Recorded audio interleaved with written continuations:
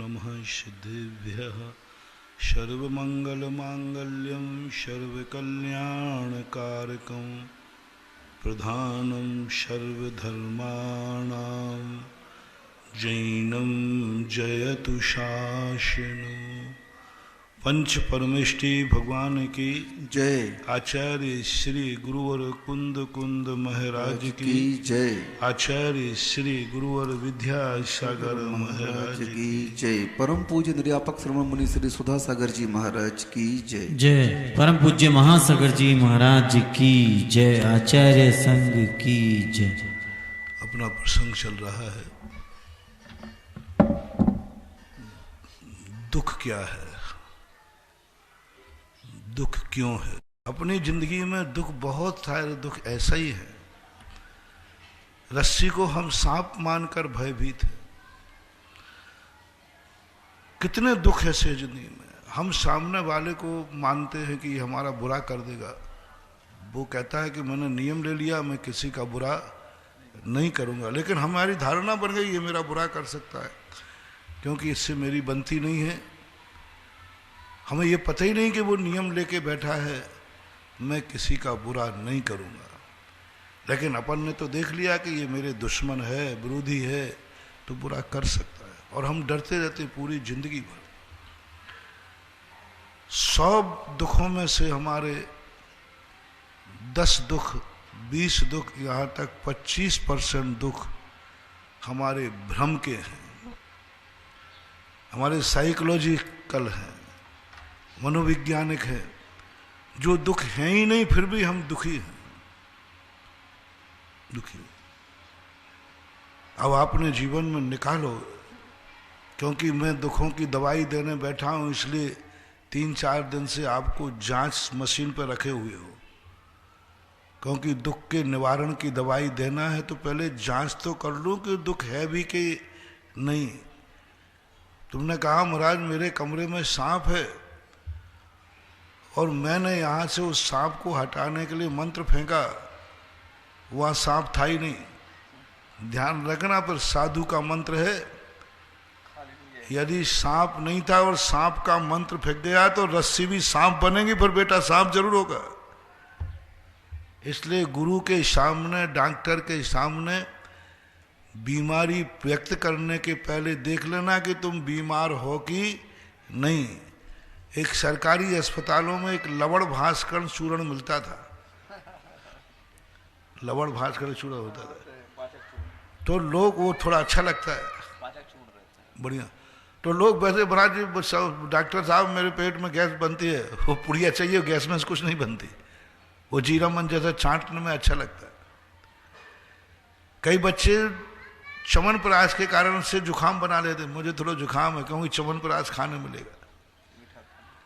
तो कई लोग सोचते हैं कि अपन थोड़े दुखी हो जाओ कि जिससे महाराज का आशीर्वाद मिल जाएगा, क्योंकि महाराज दुखियों को ज्यादा देते, दुखियों को ज्यादा बांटते। और बात सही भी है। कल ही मैंने कहा था, सामने वाला दुखी हो तो उसका दुख निवारण करें, वो तो दुखी है ही नहीं, वो तो दुखी है ही नहीं।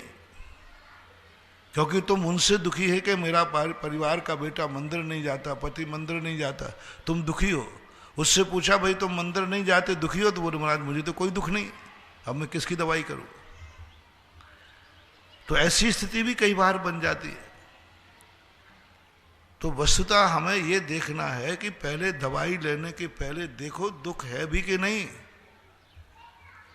सांप का डर है या सांप है, पहले पक्का करो कि तुम सांप से डर ही रहे हो या सांप तुमने देख लिया है। यदि सांप है तो फिर तुम मंत्र को बुलाओ। गारुड़ी मंत्र होते हैं ना, ये मंत्र कभी कभी बड़े खतरनाक होते हैं। इनको कभी तुमने सैंपल में बुलाया, परीक्षा के लिए बुलाया, या झूठा बुला लिया, ये तुम्हारे ऊपर अटैक कर देंगे, नाश कर देंगे। तुमने कहा कि चलो मैं किसी देवता को बुलाता हूं, यूं के है कि नहीं, तो देवता ऐसा कुपित हो जाएगा कि तुम्हारा विनाश कर देगा। जब हमें किसी से भी अपनी दुख दूर कराना है, किसी शक्ति से हमारा दुख दूर होने वाला है, तो महानुभाव बहुत सावधान रहना, बहुत सावधान रहना।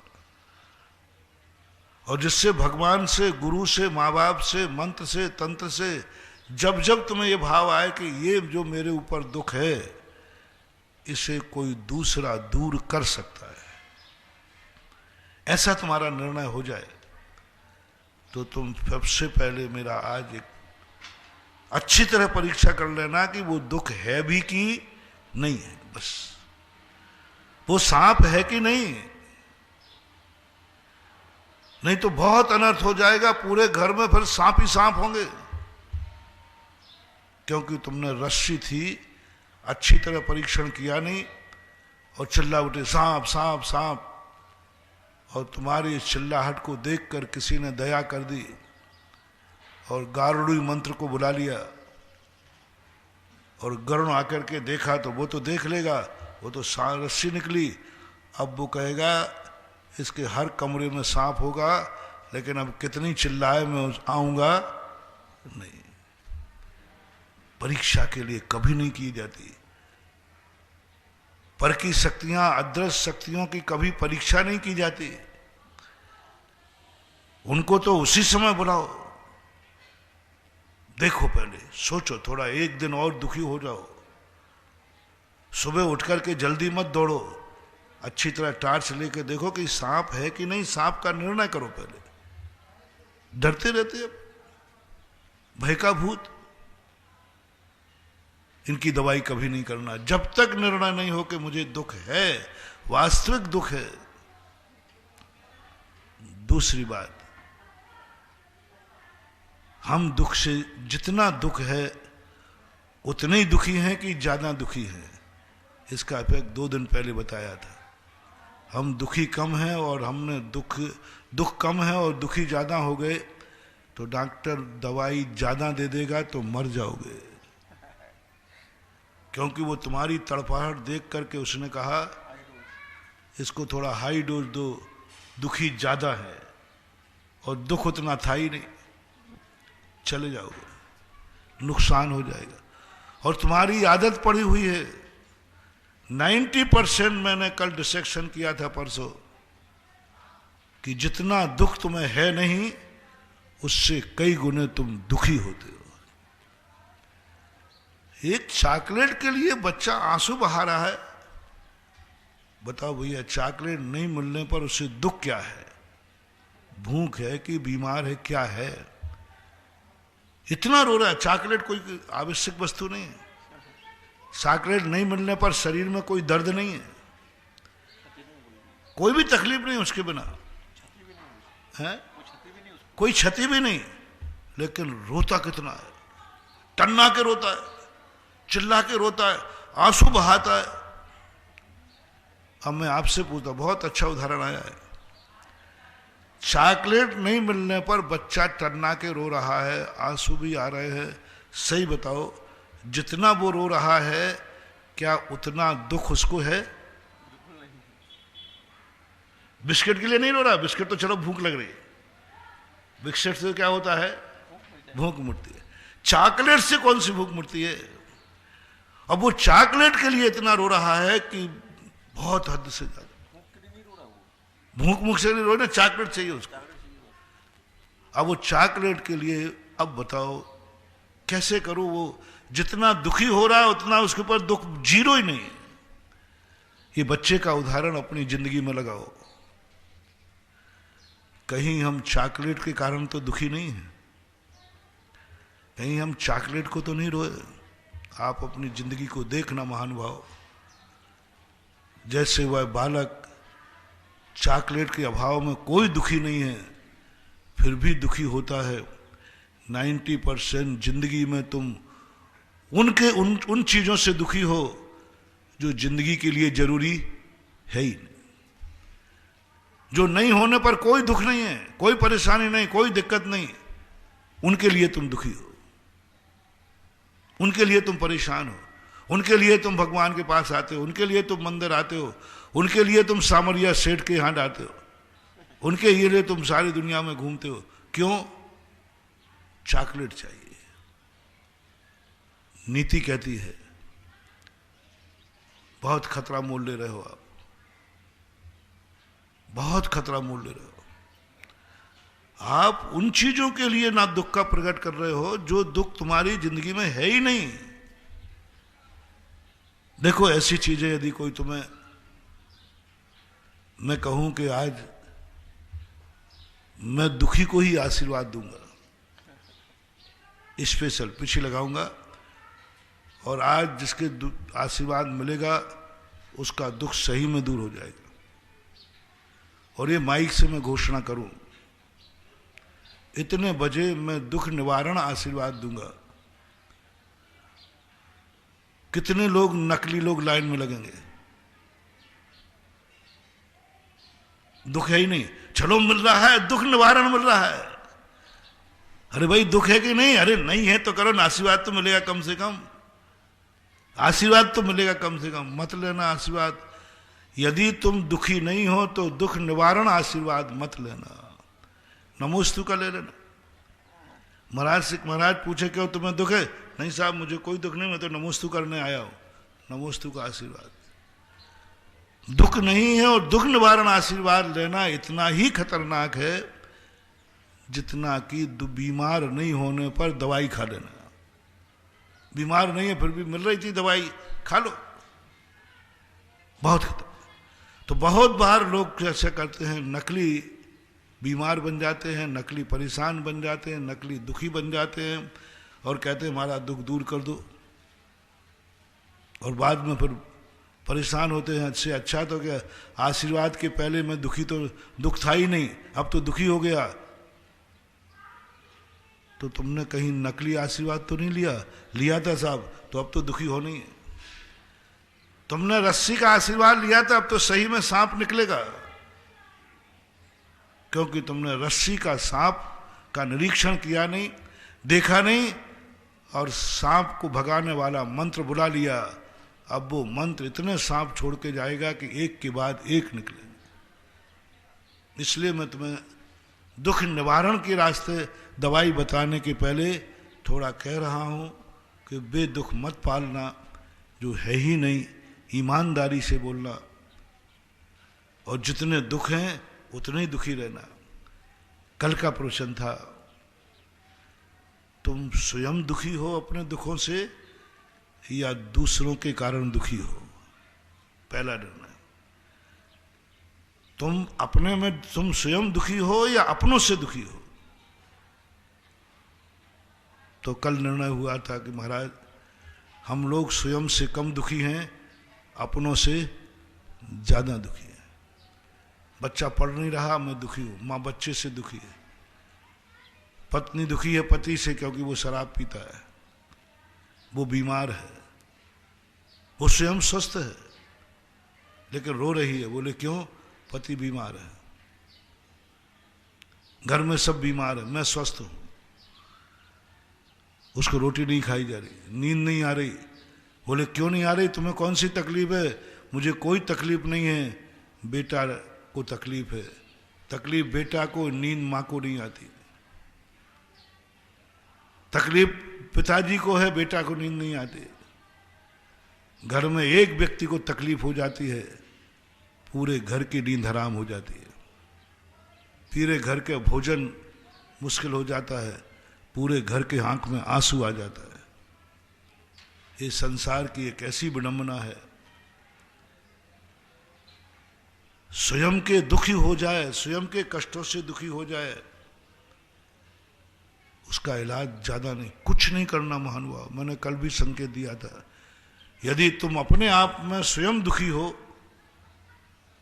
तो कुछ नहीं करना, थोड़ा सा शांत बैठ जाओ, थोड़ा सा चिंतन करो कि मैंने द्वारा कोई गलती हो गई, उसका दंड मैं भोग रहा हूं।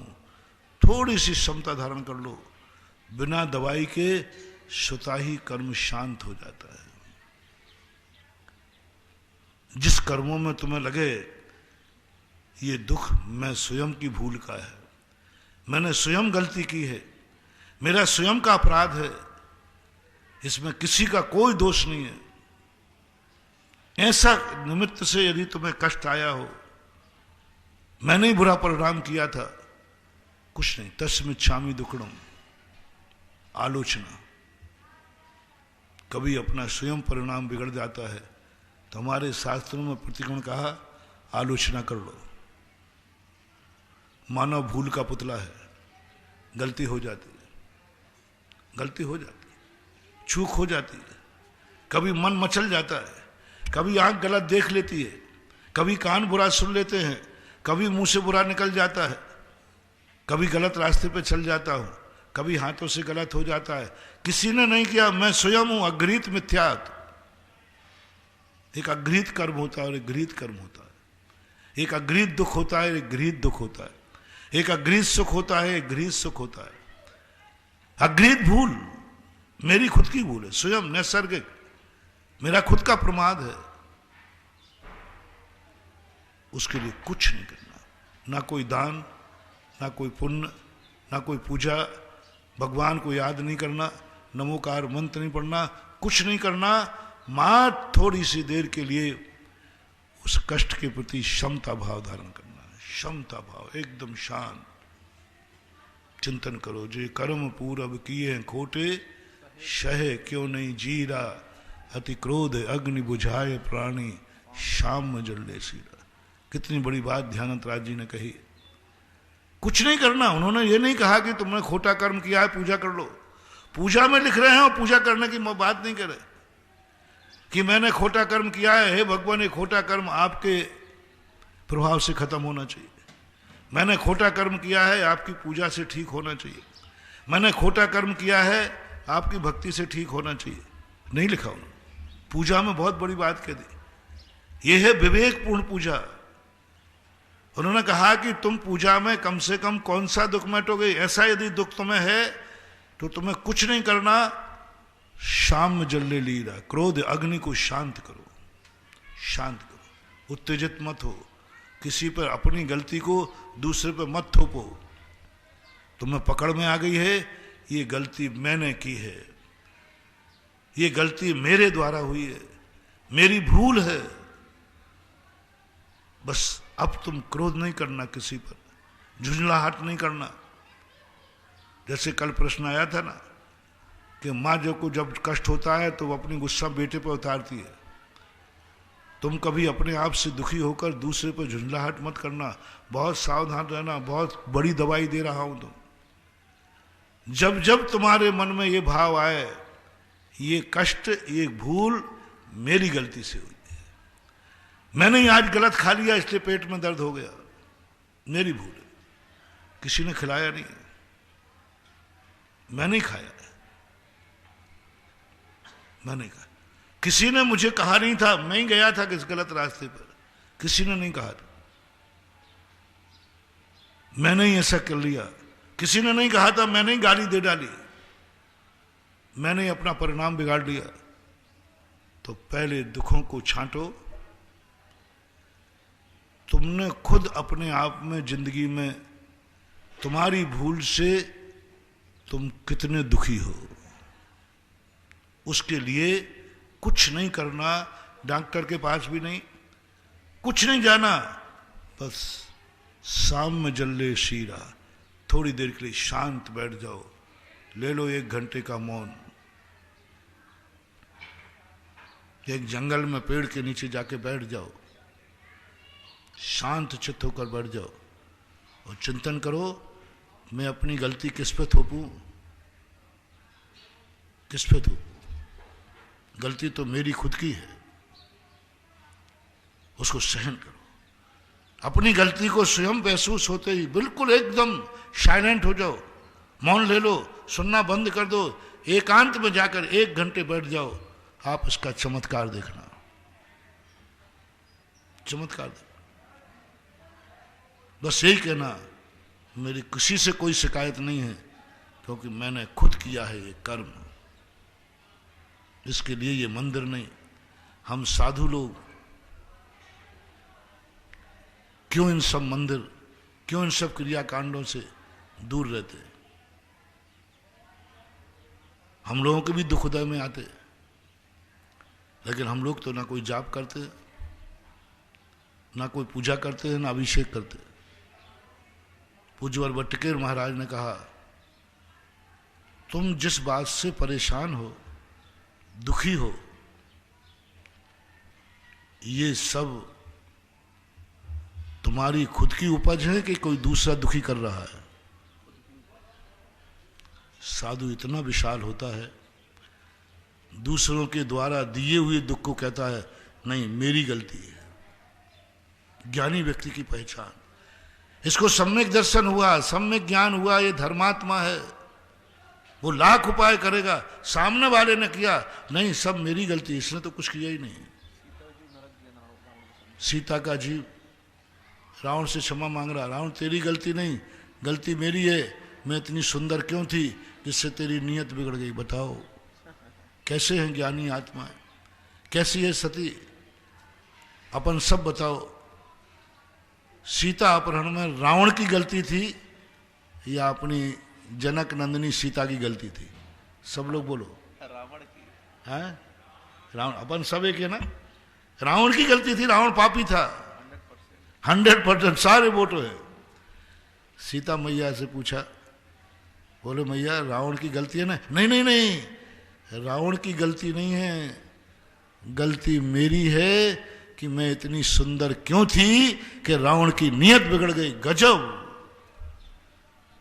जब ये प्रसंग मेरे ध्यान में आया, पढ़ा, मैंने कहा आज पता चला ये महान क्यों है, आज पता चला ये जगत में प्रसिद्ध क्यों है, आज पता चला कि ये पूज्य क्यों है, आज पता चला कि इनकी कहानी क्यों है, आज पता चला कि सारी दुनिया क्यों कहती है सिया राम। राम से भी आगे क्या बोले, ये क्या? रावण से कहती है नहीं मेरी गलती, तुम्हारी गलती नहीं मेरी गलती है, मैंने ऐसा पुण्य क्यों कमाया कि मैं इतनी सुंदर कि दूसरे की नीयत खराब हो जाए। बहुत बड़ी चीज। ऐसे बहुत सारी आत्माएं हुई होती हैं जो कभी भी करता दूसरा है, दूसरे ने किया सब अपने ऊपर ले लेता है।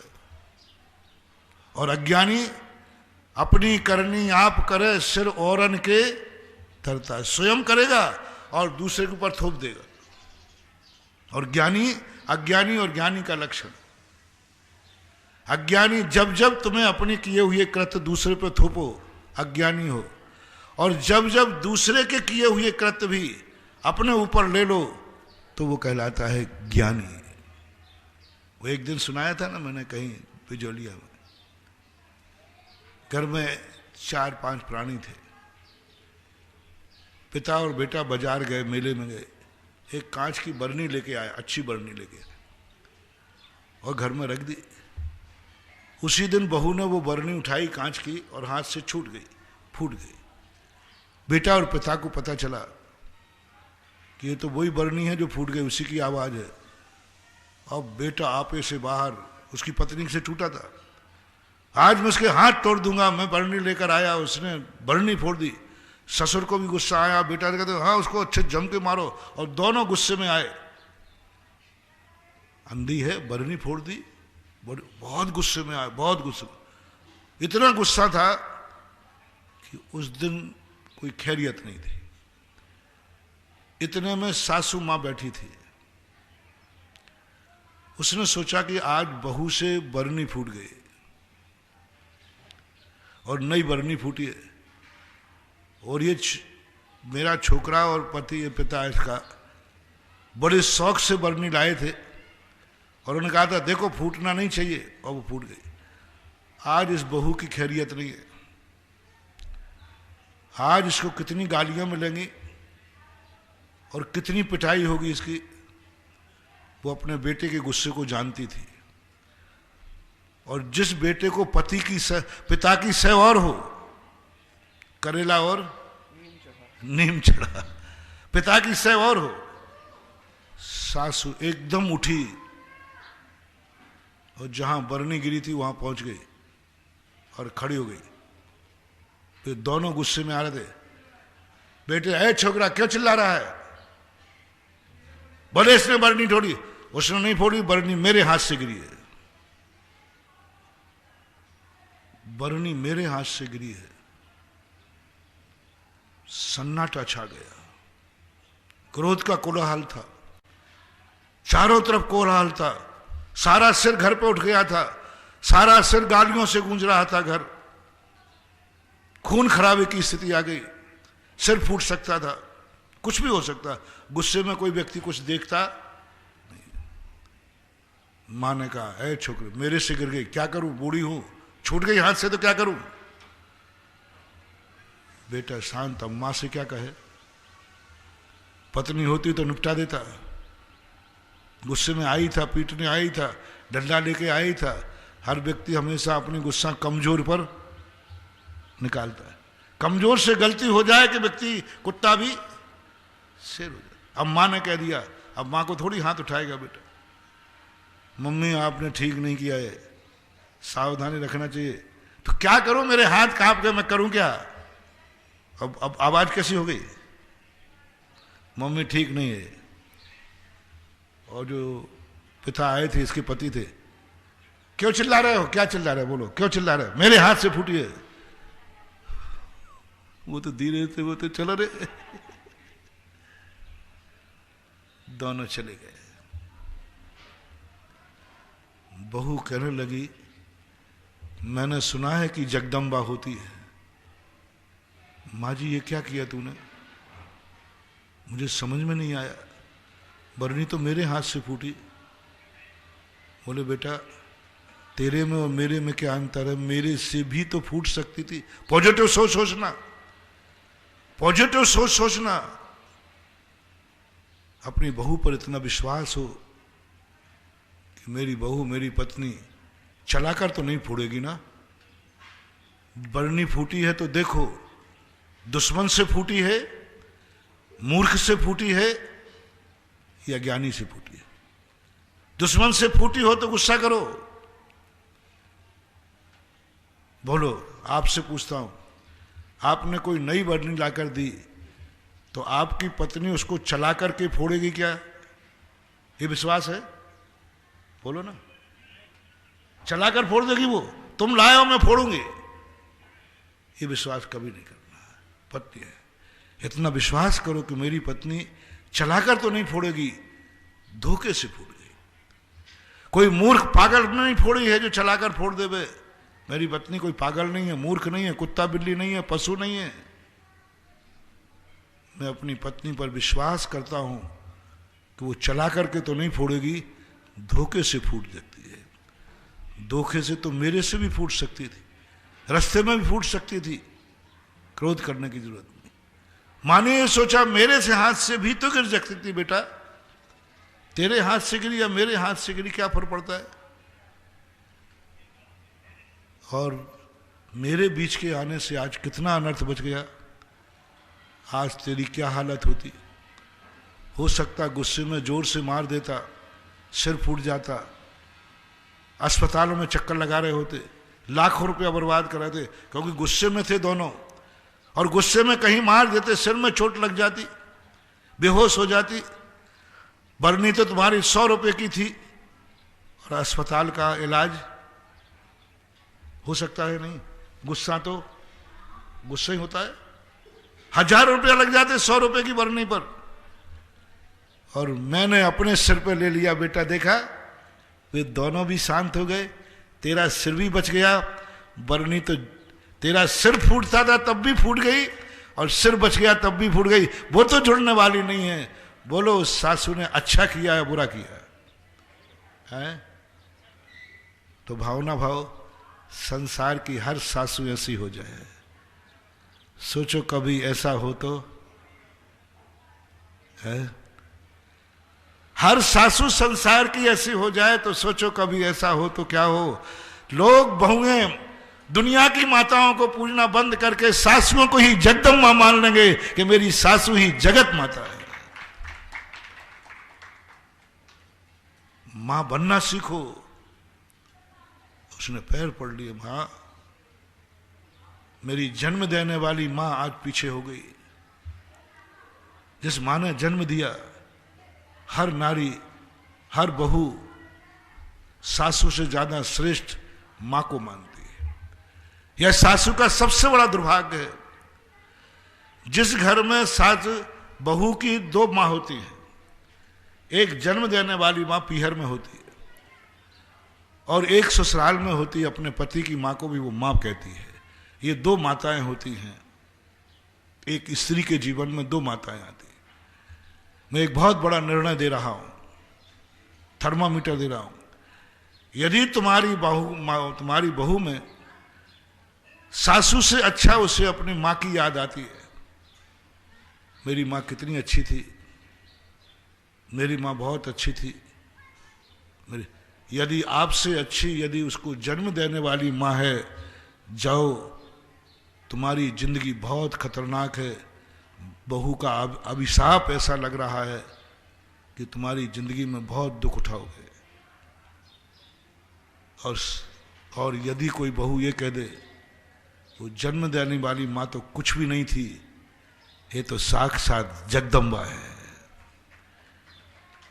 बस सासुओं से मेरा कहना है, आपको एक साधना करना है।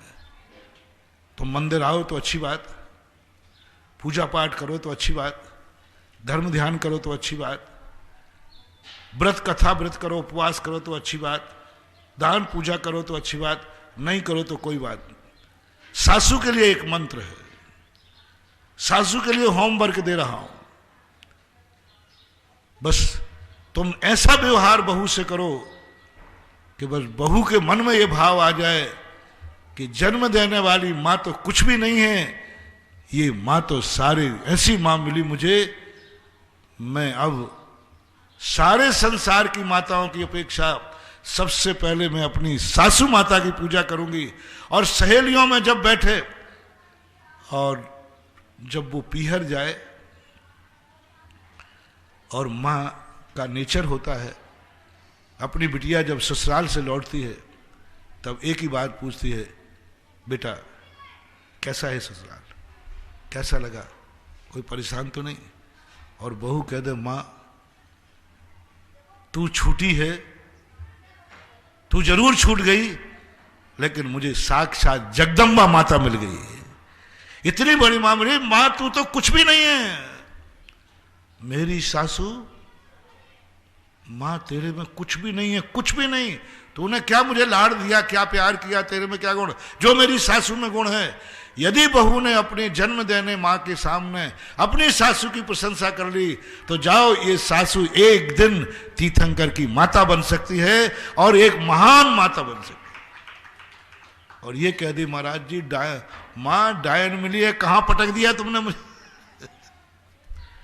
उम्मीद किसकी है आप लोगों को? सासुओं को क्या उम्मीद है? एक आध सासू तो बैठी होगी, क्या उम्मीद है तुम्हारी बहू अपनी मां के सामने तुम्हारी प्रशंसा कर सकती है? क्या? अपना पेपर स्वयं देखो, रिजल्ट जब खुलेगा तब खुलेगा। विद्यार्थी पेपर देने के बाद अपने नंबर स्वयं जोड़ता है कि नहीं? पेपर दे के आता है तो दोस्त बैठ जाते, यार नंबर जोड़ो, इसमें 5 नंबर मिलेंगे, इसमें 10 मिलेंगे, इसमें 15, स्वयं नंबर जोड़ता है। और अच्छे विद्यार्थी जितने नंबर जोड़ते हैं उतने ही मिलते भी। एग्जैक्ट पोल जैसे चुनाव के समय होता ना, पहले ही से वो एग्जैक्ट पोल के इसमें ये होगा, इसमें ये होगा, ये जीतेगा, ऐसे आप भी एग्जैक्ट पोल। हर सासू सोचे मेरी बहू पीहर जा रही है, ये मेरे मां के सामने, अपनी मां के सामने मेरी प्रशंसा करेगी या बुराई? ये विचार करके भेजना, ताड़त करके मत भेजना। यदि तुम्हें विश्वास है, महाराज जी मुझे अपनी बहू पर विश्वास है, पीहर जाके मेरी प्रशंसा करेगी, दावा करता हूं, क्योंकि मैंने उसके साथ कभी दुर्व्यवहार नहीं किया। और फिर सीबीआई लगा देना। यदि सासू की प्रशंसा बहू अपनी मां के सामने पीहर में कर रही है, समझ लेना इस घर में साक्षात देवताओं का वास होता है। रामधारी जयशंकर प्रसाद ने लिखा, जिस घर में नारी इतनी पूज्य हो जाती है कि उसकी बहू ही उसे माता मानने लग जाती है, वहां देवताओं का वास होता है, देवताओं का निवास होता है, वो स्वर्ग कहलाता है। उस घर की वंदना करने साक्षात देवता आते हैं। बताओ क्या बिगड़ा? मुझे शेयर करना आप लोग। सासू ने अपने सिर पर ले लिया कि बरनी मेरे से फूटी, इससे नुकसान क्या हुआ, हानि क्या हुई? हानि बताओ, सब लोग सोचो, अपन सब दिमागदार हैं। नुकसान बताओ। बागलुआर, अमोलक जी, नुकसान बताओ, क्या नुकसान है? नुकसान तो जो होना था वो। अच्छा, फायदा कितना हुआ? जो अपन ने पहले ही कह दिया, कितना क्लेश होता। और बहू भी कहती, कैसे दुष्ट लोग हैं, मेरे से हाथ छूट गई तो छूट गई, मेरा तो सिर फोड़ दिया इन्होंने। बरनी के फूटने पर सिर फूटता है। वो घर राक्षसों का है, वह घर नरक का है। बरनी के फूटने पर क्या फूट रहा है? सिर।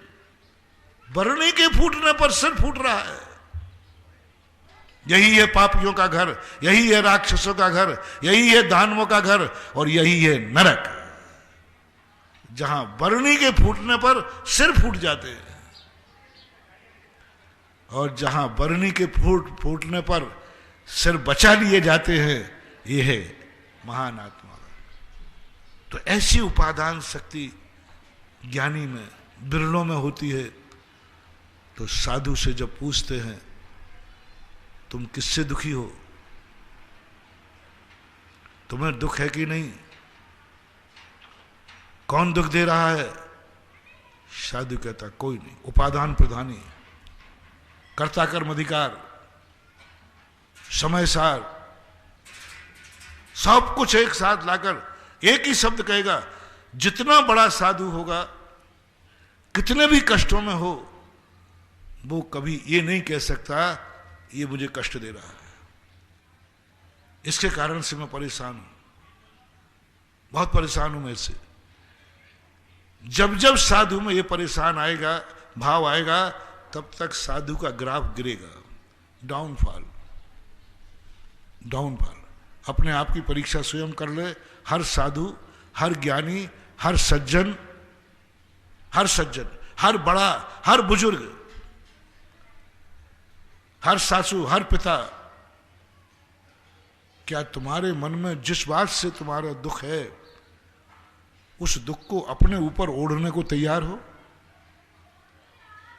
सीता जैसे, इस सासू मां जैसे साधु की अंतिम परीक्षा होती है। साधु से पूछते हैं गुरु, साधु से पूछती है जिनवाणी मां, बोलो तुम इस संसार में किससे दुखी हो? चिंता मत करो, नाम बताओ, फिर मैं उसको निपटा दूंगा। साधु की साधना में इतनी ताकत है, साधु की इतनी पहुंच है, यदि वो किसी की भी FIR लिखा दे, जमानत भी नहीं होगी। साधु को एक बार मन में FIR आ जाए, मैं इस व्यक्ति से परेशान हूं, महानुभाव, उस व्यक्ति की जमानत में नहीं, बर्बाद हो गया, वो बर्बाद हो गया। साधु के मन में, अच्छा साधु है, सच्चा साधु है, साधना अच्छी है, खोटे साधु की बात नहीं करना, अच्छे साधु। और अच्छा साधु इतना दुखी हो जाए कि उसके मन में भाव आ जाए, मैं इससे दुखी हूं। हरिवंश पुराण के अंदर पूज्यवर जिनसेन स्वामी ने एक उदाहरण प्रस्तुत किया। महानुभाव, तुम एक बात ध्यान रखना, क्योंकि साधु की FIR लिखाई जा रही है। साधु से पूछा है थानेदार ने आकर, कोर्ट ने, तुम किससे परेशान हो?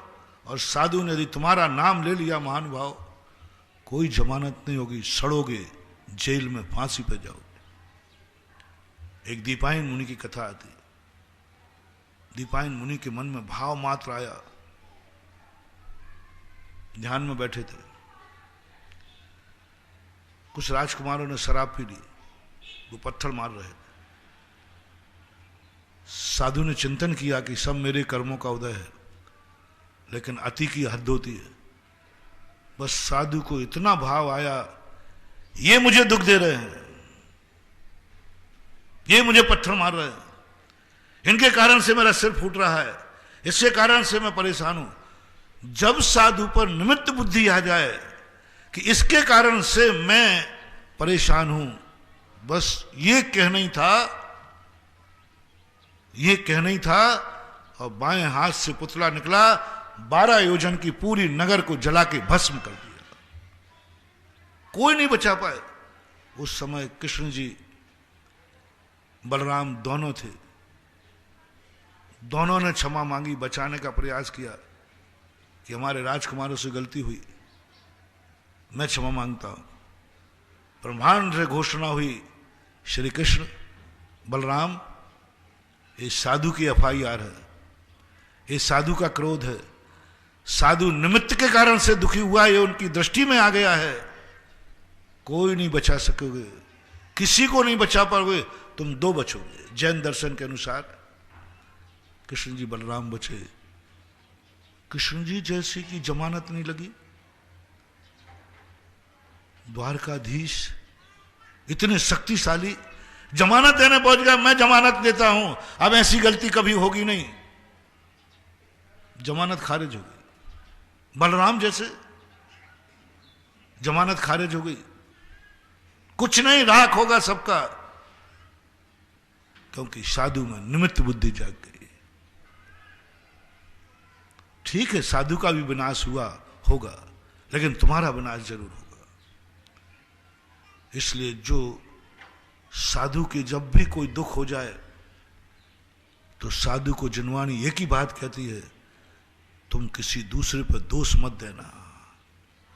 भले कोई तुमने पत्थर मारा है किसी ने, तुम ये मत कहना कि पत्थर इसने मारा है, तुम यही कहना पत्थर मेरे कर्मों से मुझे लगा है। इसने पत्थर मारा, नहीं नहीं वो नहीं मार सकता, मैंने ही कभी खोटा काम किया होगा, इसलिए पत्थर मेरे कर्मों से आया।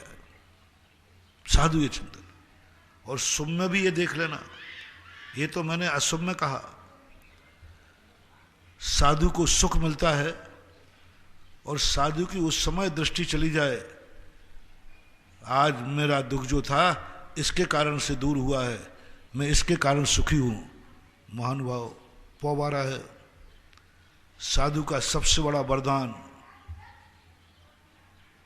आशीर्वाद से नहीं, शब्दों से नहीं, बस साधु की दृष्टि में ये आ जाए कि मेरा जो सुख है वो इसके कारण से सुखी हुआ हो, इसने मेरा दुख मिटा है। बस ये वरदान यदि तुम्हें मिल गया, 100 भव तक तुम्हारे पास दुख भटकेगा नहीं, क्योंकि साधु की दृष्टि में आ गया, इसने मुझे सुख दिया है। यानी साधु की निमित्त दृष्टि चाहे सुख पे हो अथवा दुख पे हो, दोनों अच्छे बुरे फल देते, लेकिन फिर भी साधु ज्यादातर उपादान प्रधानी होते हैं। नहीं, मैं किसी से साहब आपके आशीर्वाद से सुखी हुआ, नहीं वो तो अपने पुण्य से हुआ, मैं कौन हूं। साहब आपके कारण से सुखी होगा, नहीं साहब मैं तो कुछ हुई नहीं, वो तो अपने पुण्य से हुआ, ऐसा साधु बोलता है। और दुख होने पर नहीं, इसने कोई दुख नहीं दिए, सब मेरे ही कर्म हैं, मैंने ही खोटे कर्म किए थे इसलिए हुआ। ऐसा साधु चिंतन करता है। इसलिए साधुओं के लिए कोई पर प्रत्यय रूप धर्म नहीं करना। इसलिए साधु लोग कोई भी ये संसार की जितनी क्रियाएं हैं ये नहीं करते, क्योंकि वे आलोचना करते, वे क्षमता भाव करते। उनका सबसे बड़ा शस्त्र है प्रतिक्रमण। पूजा नहीं, स्तुति नहीं, वंदना नहीं। साधु अपने कर्मों का क्षय करता है प्रतिक्रमण में, और प्रतिक्रमण में नियम से निमित्त को दोष नहीं दिया जाता। पूरे प्रतिक्रमण क्या किया है, मैंने ऐसा किया हो, कराया हो, करने की पूरा प्रतिक्रमण को मैंने अच्छी तरह से चिंतन किया, कहीं भी निमित्त बुद्धि नहीं आई, कहीं भी दुखों का कारण कर्म को भी नहीं छोड़ा, नौ कर्म को भी नहीं छोड़ा। उन्होंने कहा सब गलती मेरी है, मैं ही बुरा हूं, बुरा जो देखन मैं चला, बुरा न मिलिया कोई, जो दिल खोजो आपनो मुझसे बुरा ना कोई। ये साधु की शक्ति है, ये है साधु का शस्त्र, साधना। मेरे से बुरा कोई नहीं है, बस साधु के कर्म कट जाएंगे।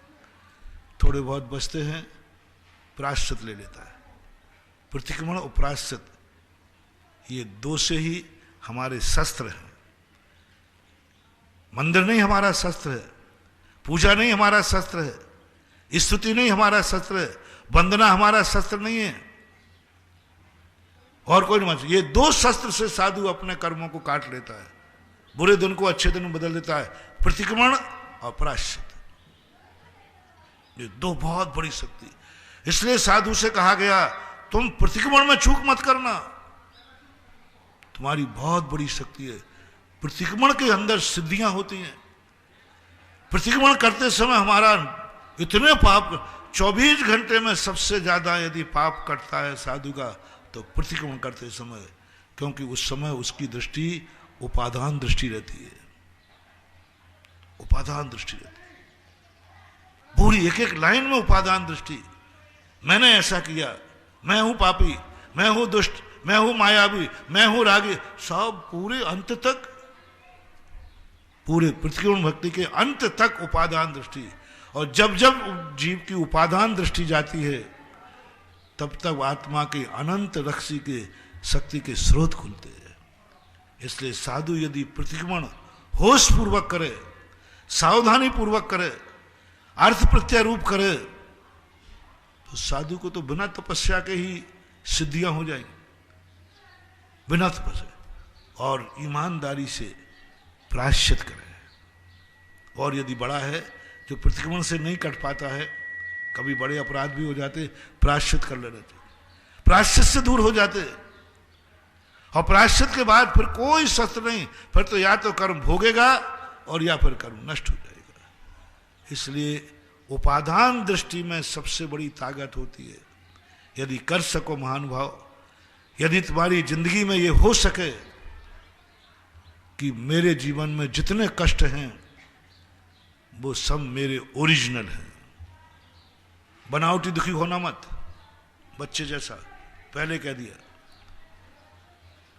और नियम करो अपनी जिंदगी में, मैं आज के बाद कभी मन में भी भाव नहीं लाऊंगा कि मैं किसी से दुखी हूं, मैं किसी से दुखी हूं, दुश्मन से भी नहीं, पड़ोसी से भी नहीं, पाकिस्तान से भी नहीं, पापी से भी नहीं। दुर्जन क्रूर कुमार ग्रथों पर क्षोभ नहीं मुझको आवे। क्या बात है महान। सज्जन पे नहीं कह रहा हूं, सज्जन पे क्रोध नहीं करना, ये नहीं कह रहा हूं। दुर्जन क्रूर कुमार ग्रथों पर, दुर्जन है, दुष्ट है, क्रूर है, हम क्रोध नहीं करेंगे। उसने मेरी जिंदगी सब कुछ बर्बाद कर दी। कल प्रश्न आया था ना, पारसनाथ के मौलिक गुण क्या है? सबसे बड़ा मौलिक गुण पारसनाथ में था कि जिसने सब कुछ बर्बाद कर दिया, 10 भाव पहले सब कुछ बर्बाद कर दिया, फिर भी उसने नहीं कहा कि ये दुष्ट ने मुझे बर्बाद कर दिया। उसने कहा नहीं, सब मेरा ही दोष है, मेरा ही दोष। क्या पारसनाथ जैसे उनके चरित्र को पढ़ो, मेरा ही दोष है, किसी का दोष नहीं है। आज तक ऐसा प्रैक्टिकल कहीं किसी महापुरुष की जिंदगी में देखने में नहीं आया जिसने सब कुछ मिटा डाला हो और पुलिस FIR लिखाने आई हो और कह दिया हो नहीं, किसी की गलती नहीं है, गलती मेरी है, मुझे कोई FIR नहीं लिखाना। साहब सारी दुनिया ने देखा है, इसने आपको मिटाया। राजा कह रहा है कि तेरे घर को, तेरी सारी इज्जत इसने बर्बाद की है, सारा नगर के सामने हुई है। वो कहता है पारसनाथ का जी, सारी दुनिया कहे तो क्या हो, मैं कह रहा हूं कि मेरी बर्बादी इसने नहीं की, मुझे कोई शिकायत नहीं, मुझे कोई FIR नहीं लिखाना, नुकसान मेरा हुआ है ना, बर्बाद मैं हुआ हूं ना, मुझे किसी से शिकायत नहीं है, मुझे अपने आप से शिकायत है, मैंने किया है। कुछ आत्माएं ऐसी होती है, कुछ जीवों का ऐसा जीवन होता है, दुनिया को बचाने के लिए वो अपने आप को झोंक देते हैं। दुनिया पे आरोप लगाने के पहले अमरचंद दीवान की ने जो फांसी लगी थी जयपुर में, किस कारण लगी? अंग्रेजों का समय था, अंग्रेजों के एक कमांडर को एक मोहल्ले में मार दिया। अंग्रेज लोग क्या करते थे, कृष्ण एशिया वाले होते, ये ऊपर से गोरे होते हैं, अंदर से काले होते हैं। अंग्रेजों का सबसे, संसार में सबसे ज्यादा गोरे कौन होते हैं? अंग्रेज लोग। और सबसे ज्यादा हृदय से काले कौन होते हैं? सबसे ज्यादा काले। इनका अंदर का कालिमा बहुत निकले, सारे विश्व ने इनकी कालिमा भोगी है। अंग्रेजों की कालिमा अमेरिका ने भोगी। हाँ, सब रणभेद नीति है, क्योंकि ये गोरे हैं तो अंदर से काले होते हैं। उन काले लोगों ने कहा पूरे मोहल्ले को मार डालो। अरे भाई, किसी एक ने मारा है, उसको खोजो, किसने कर्नल को मारा है? उन्होंने कहा नहीं, कोई नहीं मिल रहा है तो पूरे मोहल्ले को भून डालो। हमारे यहां इसको कृष्णलेशिया बोलते हैं। दीवान जी मंदिर से आए, बोले भाई किसी ने मार दिया होगा, पक्का है मार दिया, उसको खोजो ना। एक के पापी के कारण सारे निरपराधियों को मारोगे? चारों तरफ से सेना लगी, गोलियां चलने वाली हैं, पूरा मोहल्ला भून दिया जाएगा। अमरचंद दीवान खड़े हो गए, बोले मैंने मारा है। अब सब लोग कह रहे भैया तू तो मंदिर में था और तू तो जैनी है, मार ही नहीं सकता। बोले साहब मैंने मारा है, कह रहा हूं ना। सबने कहा देखो तुम ऐसा मत करो। बोले मोहल्ले को बचाने के लिए यदि मैं मर भी जाऊंगा तो मैं मरने को तैयार हूं। या तो आप नियम करो कि मोहल्ले को नहीं मारोगे, जिसने मारा है उसी को पकड़ोगे। बोले नहीं, यदि वो नहीं मिलेगा तो मैं पूरे मोहल्ले को मार दूंगा। तो उन्होंने कहा मिल गया ना, मैं हूं, मैंने मारा है। अरेस्ट हो गए, फांसी पे चढ़ गए, पूरा मोहल्ला बचा लिया। वही सासू मां जैसा, उसको तो फांसी नहीं मिली, बच गई। बहू का सिर बचा के सिर फुड़वा लेती तो फिर भी ठीक थी, नहीं तो सिर फुड़वा लिया, फांसी पे चढ़ गए। ऐसी आत्माएं होती। आप लोगों के लिए भी होमवर्क दे रहा हूं, आप लोगों को भी साधना का मन दे रहा हूं, दुख बांटने का, क्योंकि आगे के मार्ग थोड़े कठिन हैं, आगे की दवाइयां थोड़ी कड़वी हैं, आगे ऑपरेशन भी हो सकता है, आईसीयू में भर्ती भी होना पड़ सकता है। ये बिल्कुल उकाली सिस्टम है, देसी सिस्टम। कुछ बीमारियां ऐसी हैं, ये कोरोना कोई बीमारी नहीं है, कोई बीमारी नहीं। जो डर गया वो बच गया। सावधानी रखो, कोई बीमारी नहीं है। असावधानी रखो तो बीमारी बीमारी है। सावधानी, कोई बीमारी अंदर से नहीं उपजती है, बाहर से आती है, अंदर से नहीं निकलती। अब कोरोना कहीं ना कहीं से बाहर से आता है। यदि अपन अपनी सीमा में रहे, अपनी सावधानी रहे, तो कोरोना कभी तुम्हारे अंदर, उसमें चलने की शक्ति नहीं है, उसमें पैर नहीं है। दुनिया के वायरस हवा में उड़ के आ जाते, वो हवा में भी नहीं उड़ पाता, वो टच करना पड़ता है। इसी प्रकार मैं कह रहा हूं कि ये बीमारी बहुत सरल रास्ता दे रहा हूं, बहुत इजी। एक नियम अपनी जिंदगी को बचाओ। मैं जिंदगी में कितने भी दुख कोई मुझे दे, लेकिन मैं मन में भाव नहीं लाऊंगा कि कोई मुझे दुख दे रहा है। हम यही कहेंगे मैं खुद अपने आप से दुखी हूं। जैन दर्शन का अमोघ शस्त्र, अमोघ मंत्र, उपादान दृष्टि। उपादान दृष्टि। और साक्षात दूसरा दे रहा है, साक्षात दूसरे ने मारा है, साक्षात दूसरे से बरनी फोड़ी है, लेकिन बरनी मैंने फोड़ी। कर्नल को मैंने मारा, बिल्कुल नहीं मारा उसे। इसलिए संसार में जो कुछ भी है सबका कर्ता धर्ता मैं ही हूं। एक बार चिंतन लाओ, 5 मिनट। यदि आपकी जिंदगी में महाराज इतना हमसे नहीं बन पाएगा, चलो कोई बात नहीं, 5 मिनट 24 घंटे में ऐसे चिंतन को दो, बहुत चमत्कार होगा। इतने शांत परिणाम हो जाएंगे तुम्हारे लिए, कभी क्रोध भी नहीं आएगा, कभी आश्चर्य भी नहीं होगा। बस तुम इतना कहना शुरू करो, वो दिन कब आएगा जब संसार में कोई भी दोष करे कोई भी पापी हो, कोई भी गलती करे, सब मैं अपने सिर पे ले लूं। संसार में जो भी सजा मिले हर व्यक्ति को मैं माफ कर दूं, सारी सजा मैं अपने ऊपर ले लूं। सब गलती मेरी है, मेरी चूक है, मेरी भूल है, मैंने कोई गलती की है। 5 मिनट उसको दिया करो, और करते करते यदि ये जीवन का अंश बन गया तो संसार तो छोड़ो, मोक्ष भी ज्यादा दूर नहीं रहेगा। मोक्ष भी अपने सामने खड़ा होगा। मोक्ष किनको मिलता है?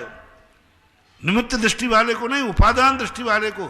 शेरनी खा रही है, मांस नोच रही है, भाव भी नहीं आ रहा कि शेरनी कष्ट दे रही है। नहीं, जे कर्म पूरब किए हैं खोटे। पूरी पूजाओं में तुम्हें कोई भी लाइन याद ना हो, ये 2 लाइनें शुद्ध समय सार हैं, ये 2 लाइनें शुद्ध उपादान हैं, ये 2 लाइनें ही वस्तुतः जीवन में काफी है, काफी है। यदि ये अपने अंदर सिद्धि हो गई तो बहुत बड़े। इसलिए साधुओं की नेचर बनता है। पूज्यवर शांति सागर महाराज के जीवन में किसी ने पत्थर मार दिया, कर्नल आया, बोले साहब आप उसका नाम बता दीजिए, हुलिया पहचान लीजिए, मैं उसकी चमड़ी उधेड़ के भूसा भर दूंगा। तो शांति सागर महाराज कहते हैं किसी ने मुझे पत्थर मारा ही नहीं, और खून निकल रहा था। बोले खून निकल रहा था? बोले सर ये खून तो निकल रहा है आपको, ये तो हमारे अंदर से ही फूट गया है फोड़ा। मेरे कर्म फूटे हैं, मैंने ऐसा कोई कर्म किया था, मुझे किसी ने नहीं मारा है। ये जो दुख है इससे मैं खुद ही, मेरी भूल से हुआ है। ऐसा क्या? कर्नल इतना प्रभावित हुआ उससे। बोले मैंने सुना था कि गॉड होता है, मैंने सुना कि भगवान होता है, लेकिन मैं भगवान को साक्षात देख रहा हूं। सामने वाले ने पत्थर मारा और कर्नल खड़ा है, नहीं किसी ने नहीं मारा मुझे, किसी ने मुझे नहीं मारा, मैं तो ठीक हूं, ये तो मेरे कर्म से कारण हुआ है। अपने सिर पर सब ले रहे। और साहब इसको, यदि तुम मुझे भगवान मानते हो, गुरु मानते हो, तो जिस अपराधी को पकड़ के लाए थे इसको छोड़ दो। इसने कोई गलती की नहीं तो कैसे छोड़ दें? क्या गलती की है कैसे छोड़ दें? बोले साहब कह रहा हूं ना इसको छोड़ दो, इसने कोई गलती नहीं की, मैं खुद कह रहा हूं। साधुओं का जीवन की और साधनाएं तो साधु खूब कर लेते हैं, ज्ञान भी खूब कर लेते, मालाएं भी खूब फेर लेते, स्वाध्याय भी खूब कर लेते, सब में पारंगत हो जाते हैं। और साधु इस उपादान दृष्टि में पारंगत नहीं है तो सब व्यर्थ हैं, सब की सब चीजें यहीं से रह जाती हैं। इसलिए आज अपन ने तीसरा पॉइंट पकड़ा, तुम दुखी हो तो पर से हो या अपने आप से हो। कल मैंने कहा था ना कि आप लोग दुखी दूसरों से भी होते हो। आज मैंने कहा दुख की वैरायटी छांटो, दवाई दूंगा मैं, चिंता नहीं करना, लेकिन पहले जांच करा लूं बीमारी कौन। अपने आप से दुखी हो कि पर से दुखी हो? पर तुम्हें दुखी दे रहा है कि तुम स्वयं दुखी हो? आज मैंने वो दवाई दी जिसमें तुम स्वयं दुखी हो, स्वयं से दुखी हो, इसको पहचान लो और तस्मिच्छामि दुक्कड़म एक शब्द की साधना करो और प्रायश्चित करो, आपका दुख दूर हो जाएगा। महावीर भगवान की जय। परम उपकारी निर्यापक क्षमण मुनि पुंगव श्री सुधासागर जी महाराज की जय।